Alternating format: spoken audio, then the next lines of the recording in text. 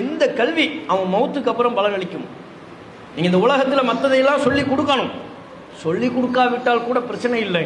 ஆனால் நம்முடைய இறைவனை பற்றி நாம் சொல்லிக் கொடுக்காவிட்டால், நம்முடைய தூதரை பற்றி நாம் சொல்லிக் கொடுக்காவிட்டால், குரானை பற்றி சொல்லிக் கொடுக்காவிட்டால் அவன் மௌத்துக்கு அப்புறம் உள்ள வாழ்க்கை நல்லா இருக்குமா? அங்கே அதைத்தானங்க கேட்பாங்க.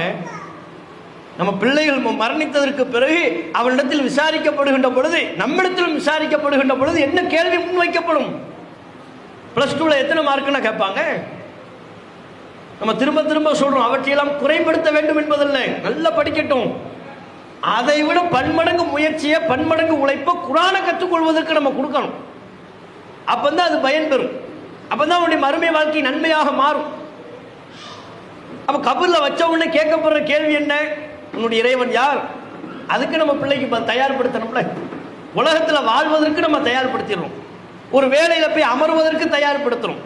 காசு பணம் சம்பாதிப்பதற்கு, 4 காசு பணம் பார்க்கறதுக்கு அவனை நம்ம தயார்படுத்துறோம். இதெல்லாம் அற்பமான உலகம். அதிகபட்சம் 100 வருஷம் வாழ்வானா இந்த உலகத்துல? அப்போ 100 வருடம் வாழக்கூடிய இந்த உலகத்தில் அதிகபட்சம், அதற்கு அவனை நாம பெருமளவு முயற்சி செய்து தயார்படுத்துகிறோம். நிரந்தரமா அழியாத என்றென்றும் நிலைத்திருக்கக்கூடிய அந்த வாழ்க்கையை அவன் சந்திப்பதற்கு என்ன நம்ம தயார்படுத்தணும்? அதுதானங்க முக்கியம். அதை நம்ம கண்டிப்பா சொல்லிக் கொடுக்கணும் அல்லவா?